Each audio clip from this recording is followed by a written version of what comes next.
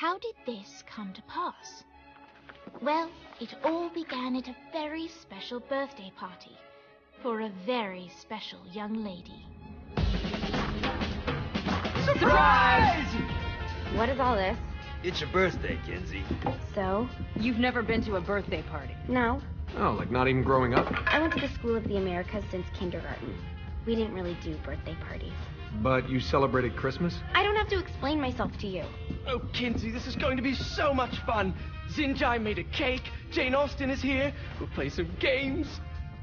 What sort of games?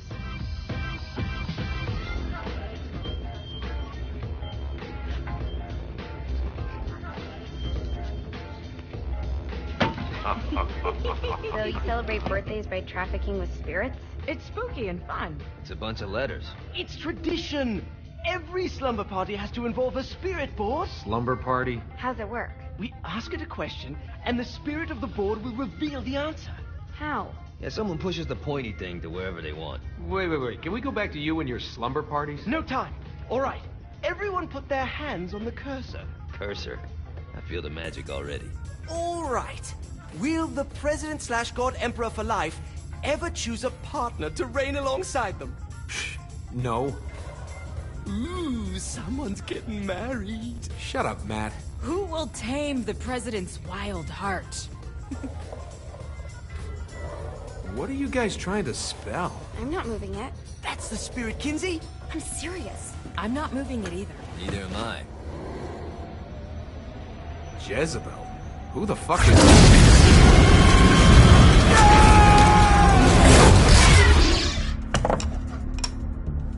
Is that not normal? Where'd you get the board? I was going through Zignac's artifact collection and found it there. Who did it belong to? Alistair Crowley? Christ. Guys? I think it's laughing at us. Fuck this. I think you're a smart enough piece of wood to see where this is going. Now, you ready to cooperate? That's more like it. You think we can trust it? It's not like we got a lot of options. So what's the plan? We mount up and go in after the boss? No, I do. No sense in what's left of humanity walking right into a death trap. Someone's gotta live to tell the story. That's a stupid plan, Johnny. I'm leaving you in charge. Hell of a plan, Johnny. Are you serious? I'm coming too. Are you kidding me? How do you plan to come back? Yeah, I try not to sweat the details. You need someone with you that does. No. It's my birthday. Fine. Alright then. You know where my friend is?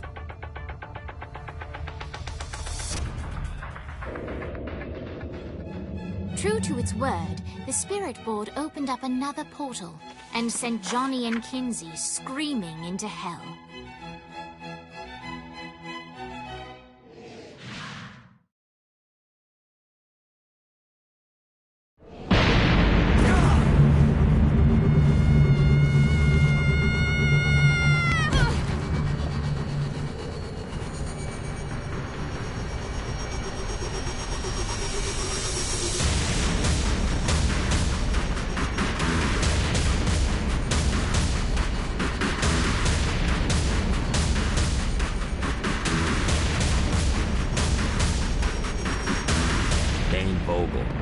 Ultor's behind this, I know it. Ultor and the Saints haven't been enemies in years. You really think he's responsible? You don't know him like I do. The boss put him through a window for a reason. The reason was the boss was kind of fucking crazy back then. That's a fair point.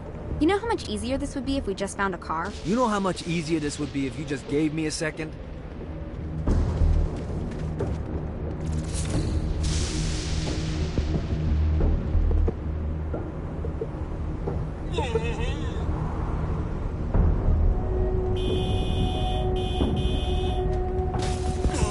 Alright, now how are we gonna find the Eltor building? Biggest building down here, giant Ultor sign on it.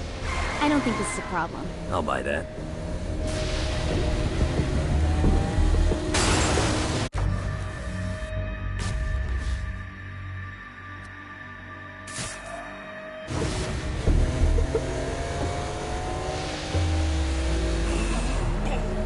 Anyone else want to turn?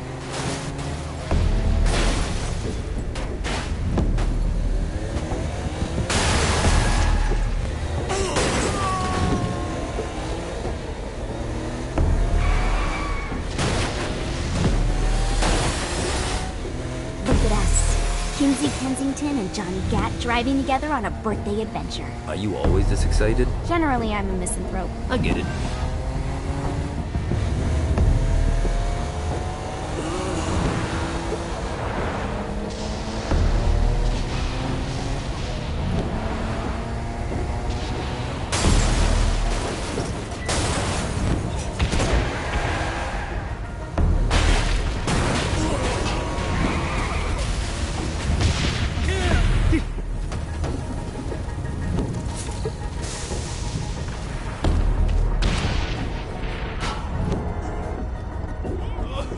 I think we may have got the attention of the demons. How do we want to handle this? We handle it by killing demons. Sorry, buddy.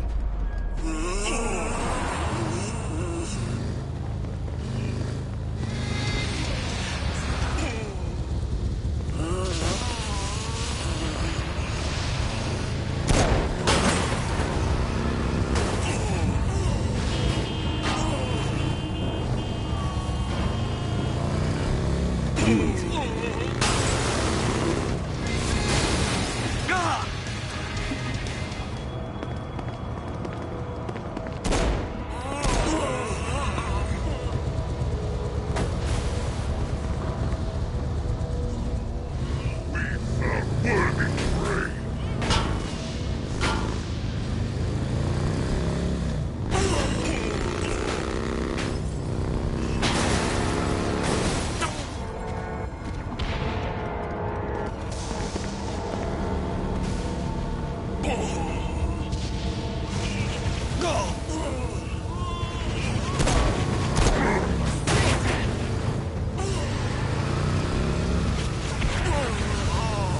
So, what's the plan? Oh yeah. I'm gonna shoot him in the face unless he gives us the boss back. What if Dane doesn't have the boss? I'll probably still shoot him in the face.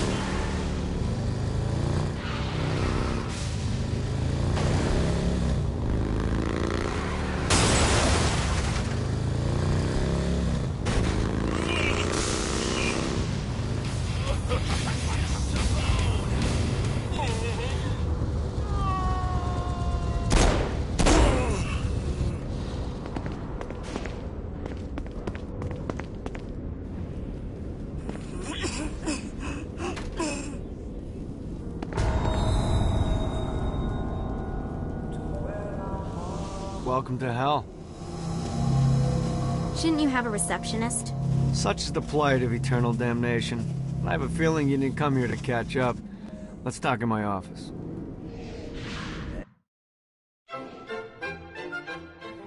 Not even death could stop the enterprising Vogel, who wasted no time in setting up an Ultor branch in the bowels of hell. Dane was eager to fill Johnny in on the ever-shifting politics of land rights in the underworld. But real estate mattered little to Johnny, who only cared where his friend was. Where'd you put the president? I've been trying to explain that. I didn't take them. Bullshit.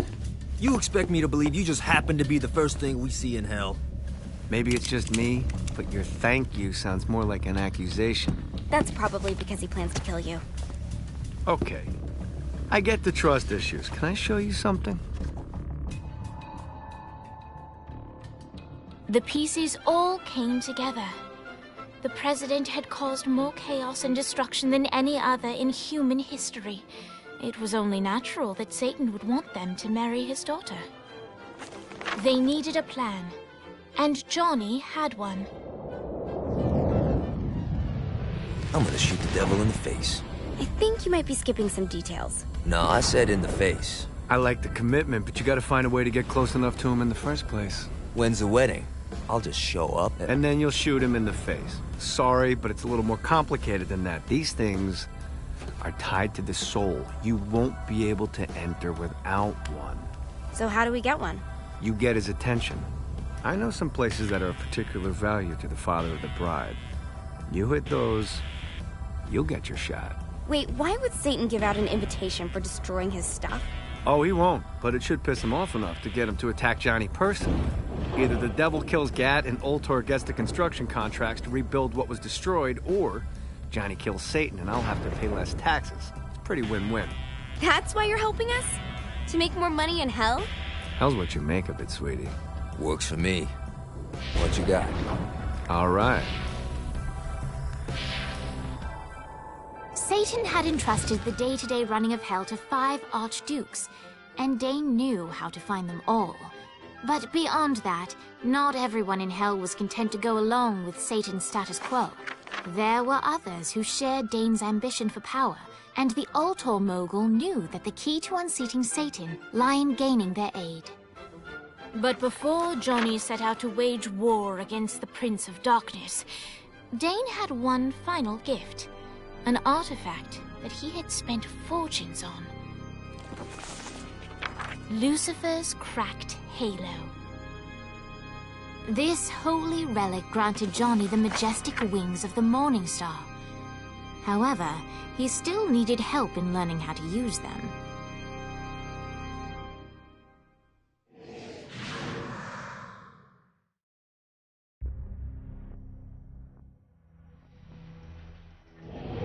Alright, you got me out in the sticks, now what? Would it kill you to show a little excitement? You're about to experience angelic flight, for Christ's sake. Dane. Someone needs a nap. Just collect some soul clusters and power up the halo. You'll be flying around in no time.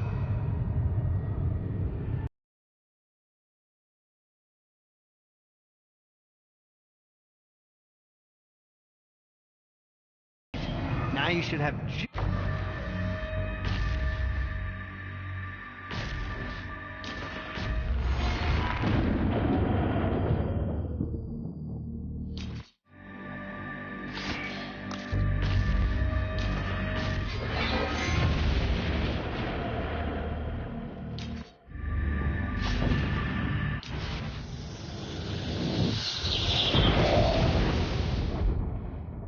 Alright, let's start slow. Try to jump over to that next island. Also, the longer you charge your wings before jumping, the further you'll go.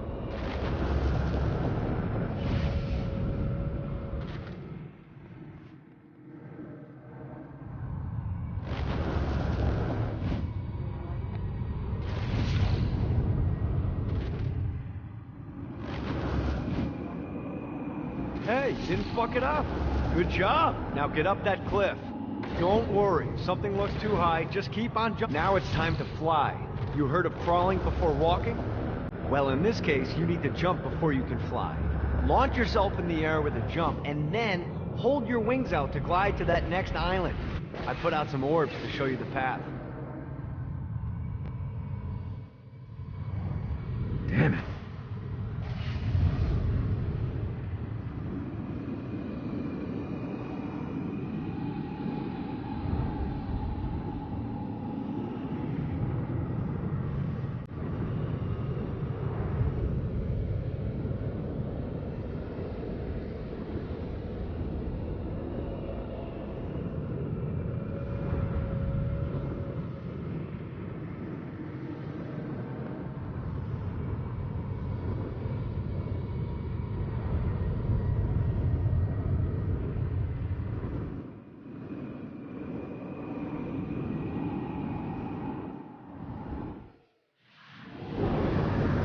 Try again. Here's a tip. You don't need to get a running start to fly. Just jump, then hold your wing. One more time. Jump, then hold out your wings. Once you're in the air, just keep those wings out and guide yourself to the next island. You'll have to dive to reach the next island. Do that by pointing your head down. Don't worry, the rest of your body will follow.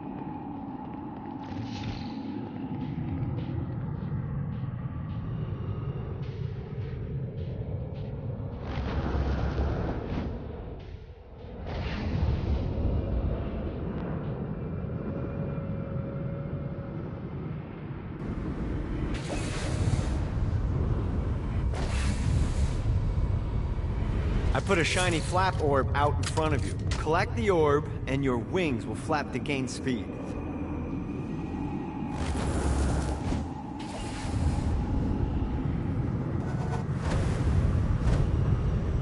Alright, now try flapping those wings on your own. Do a flap on your way to the next island.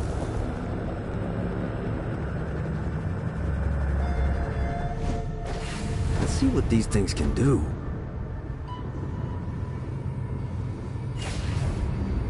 The exact opposite of diving is climbing. Climbing will slow you down and eventually cause you to stall. And trust me, stalling sucks. You can flap while gliding to gain additional speed. So the faster you're going, the... Alright, time to take the training wheels off for the final lesson. Flying takes stamina. If you run out in midair, you are going to drop like a rock. A stupid, stamina-less rock. Last aisle, let's get you back to the old tour building. I want to run through all the stuff you can do to hurt Satan. Sure thing. See you soon. Here's the deal. If you want some FaceTime with Satan, you need to get his attention. Now, Satan hates being challenged, so anything you do to undermine his control is good. Fraud, mayhem, shooting demons in the face, anything. You can keep track of Satan's wrath with this handy meter. Get it high enough and you'll be having drinks with Big Red in no time. I've compiled a list of shit to do, so take a look and do whatever sounds fun. Oh, one more thing. We have some potential allies down here. Trust me, you want to impress them.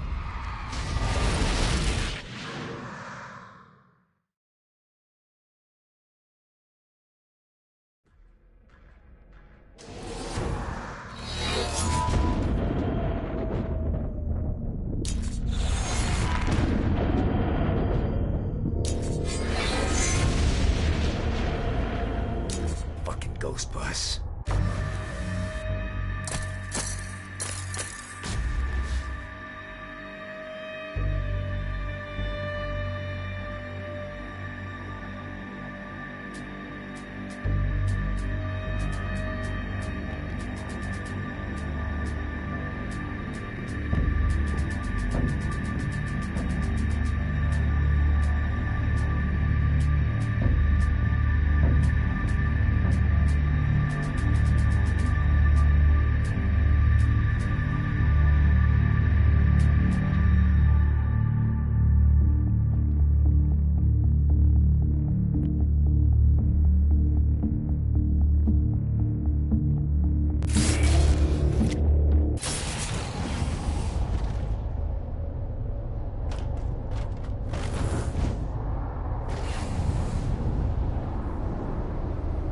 Yeah!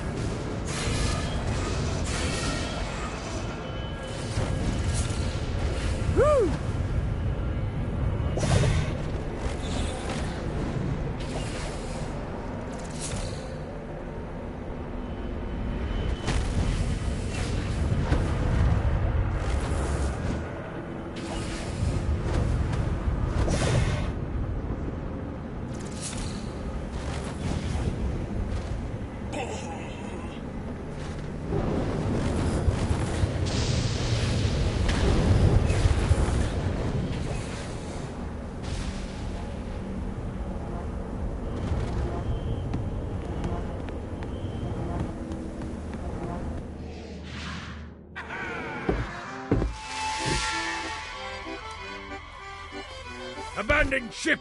We've been boarded!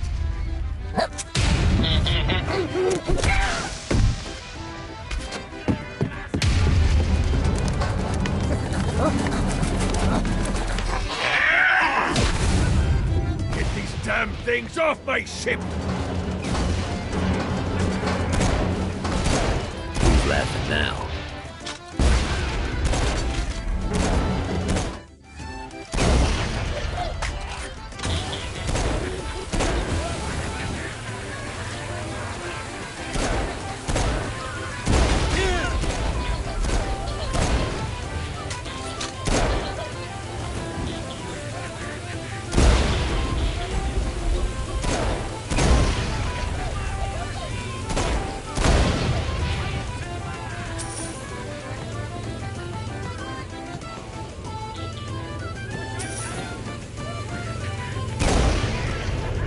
I hope there's not something ridiculous like 100 of these to find.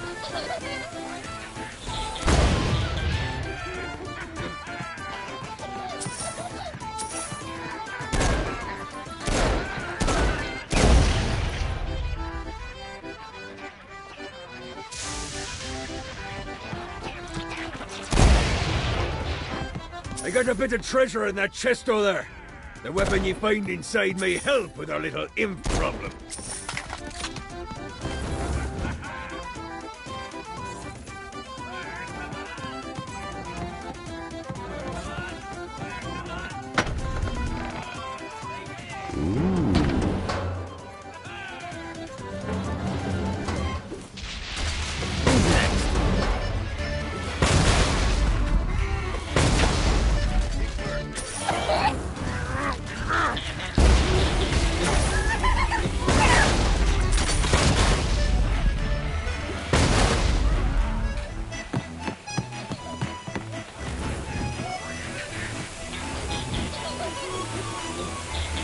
Summoned these imps to serve as my crew. I forgot what a handful they could be. Once aboard, they wouldn't listen to their captain. They ran amok in the bowels of the ship.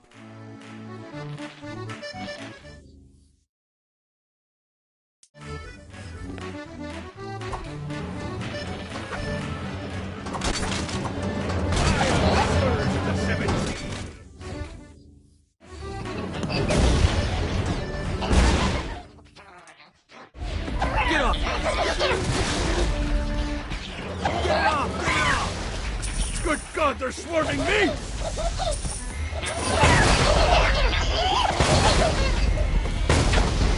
Get off, piece of shit. Hey, okay to drop the pirate voice. What pirate voice would that be? Wow.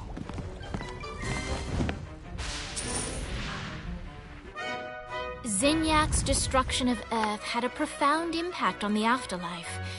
To heaven, it was a logistical nightmare. St. Peter's meticulous nature drove purgatory wait times to unbearable levels. Meanwhile, in hell, where souls in pain were used as currency, it created a new era of prosperity for the wickedly enterprising. This economic boon resulted in the coffers of hell to be overflowing, which in turn piqued the interest of the most notorious man that sailed the seven seas. Long had Blackbeard been a thorn in Satan's side, robbing tax collectors on a semi-regular basis. But the promise of an immeasurable fortune drove him to be even bolder. An arrangement was reached. Blackbeard would provide information on strategic targets in exchange for a share of the profit. Johnny, who was interested in murder, not money, happily agreed.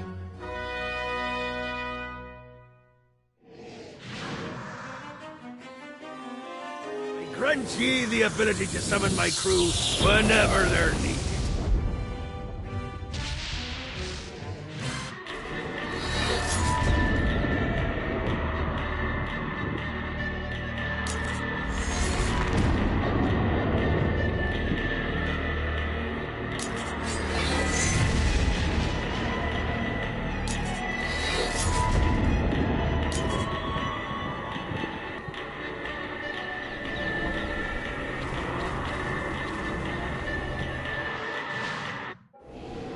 All right, matey. It's time for your lesson. Let's summon me favorite scurvy-riddled hellion, the Imp. Why don't you start off by summoning an imp to take out those enemies?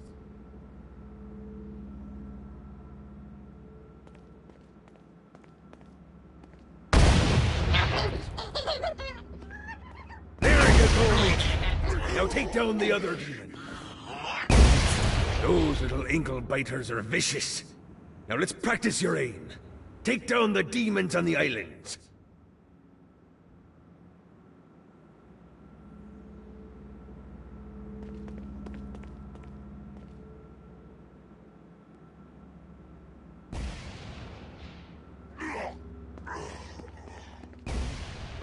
Few things are as rewarding as pressing someone into service, am I right? Now get going! There's a whole wide world waiting to be plundered.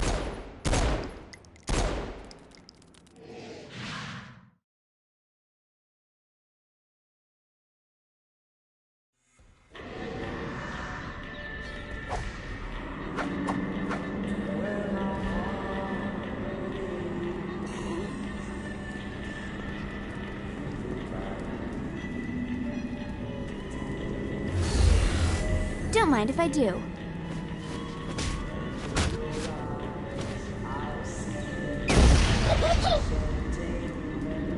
I raided a Centerpol office and found information on where the president is being kept. Evidently, they've been trapped in some sort of soul crystal inside Satan's palace. Breaking in is an impossibility. Your best bet to save them is to continue to try to draw Satan out of his palace.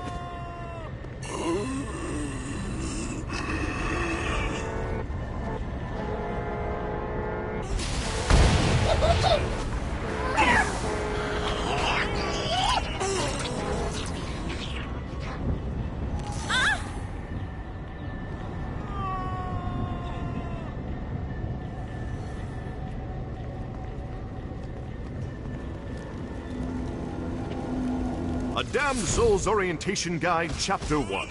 The Dead. Welcome to hell, O ye of questionable morality. Who you were on Earth no longer matters. When you arrive here, everyone from the mightiest crime lord to the elderly gentleman who takes pens from banks begin the same way, as wretched ghouls wandering the streets. As a shadow of a man, you are stripped of your sins and condemned to a meaningless existence. Eternal playthings for a demonic host who is all too eager to ply its trade.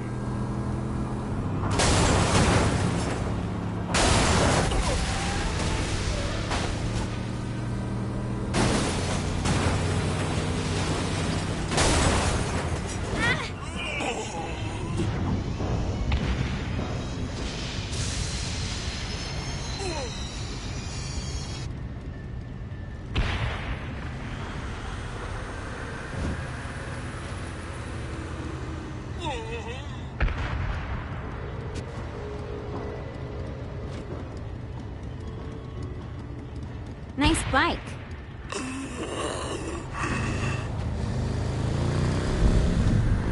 Oh, murder.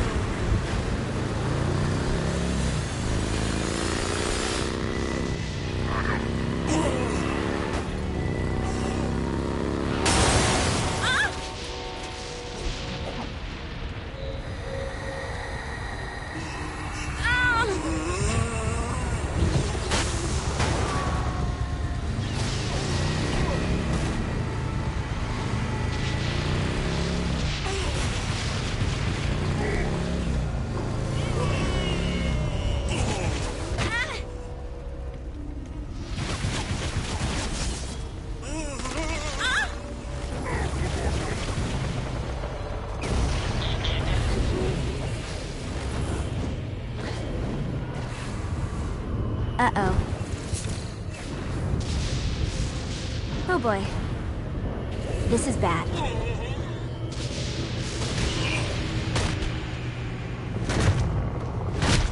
can do this all night.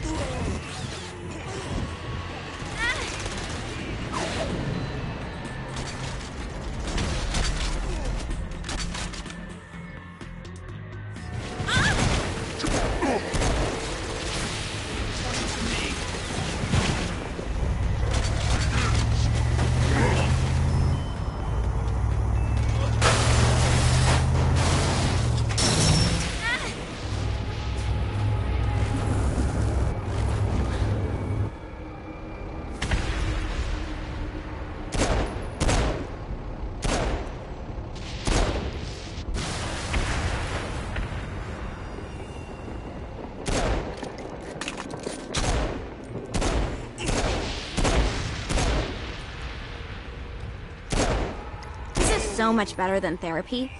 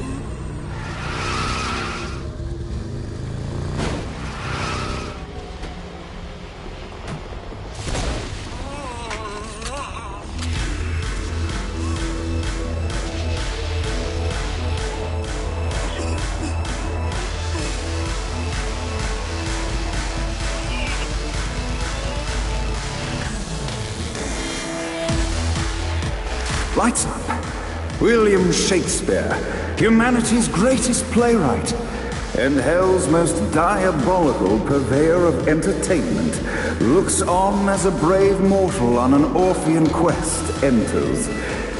The bard's interest is piqued, and he looks to test his visitor's mettle.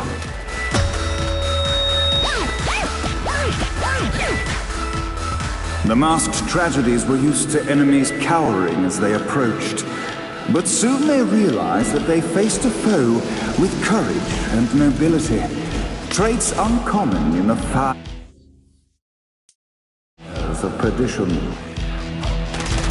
Oh, Lightning. Is there nothing you can't... You really didn't have a chance.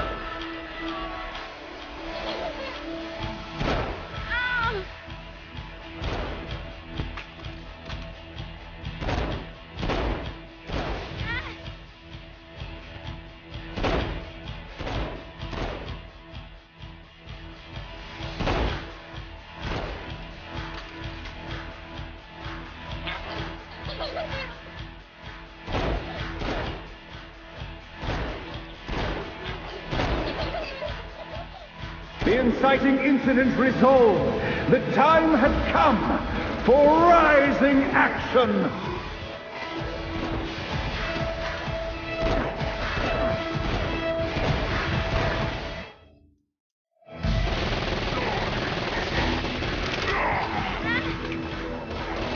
The battle raged on below, and as bullets and blood flew, the bard arched a curious eyebrow. Could this mortal be the exact thing that Shakespeare needed?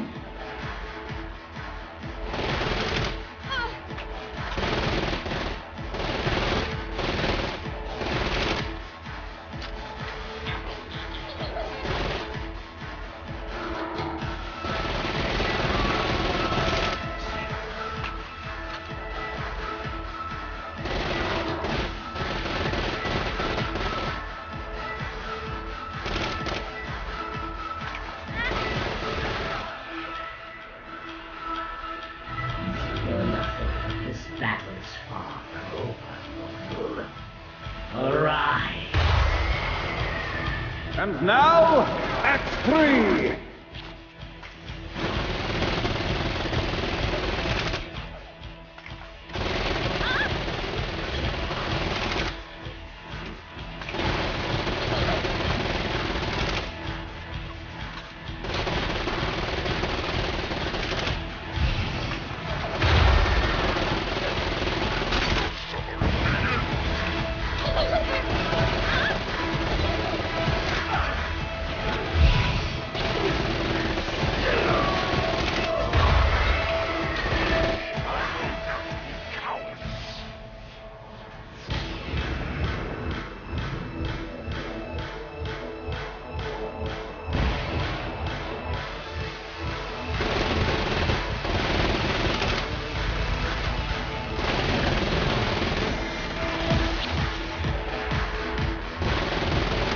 The conflict resolved, Shakespeare eagerly awaited meeting the champion that dispatched so many.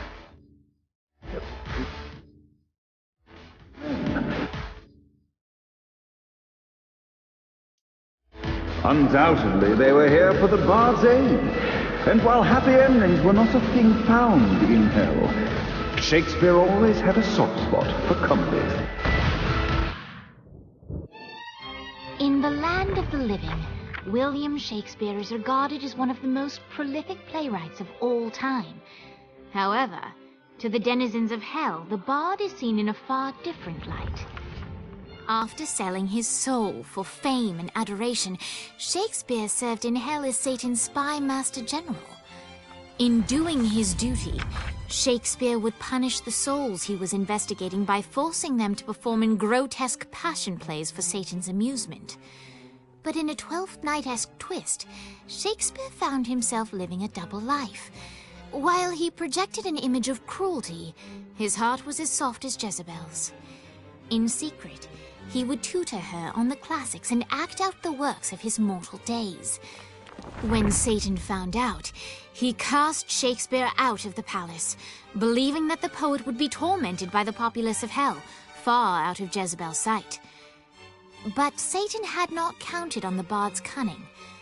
Embracing his persona of master torturer, Shakespeare and his followers, the tragedies, took root in the entertainment district, biding their time for revenge.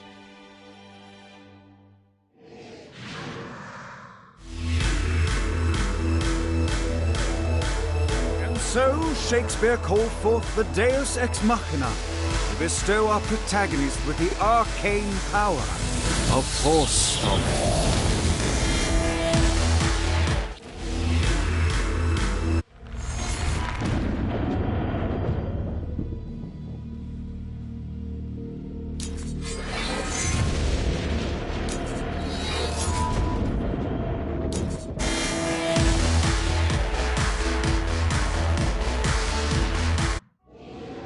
Lights up.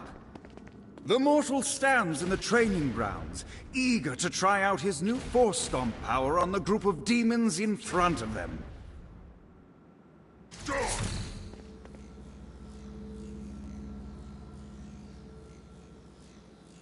Phase 1, Scene 2, in which our protagonist kills more demons.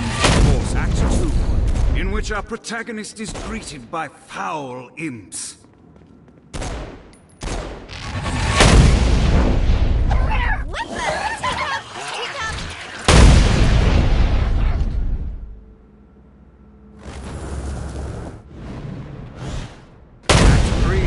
In which our protagonist learns that Force Stomp even works on flying enemies, enabling them to remove a dark inciter. The day is won, and the curtain closes on our noble hero.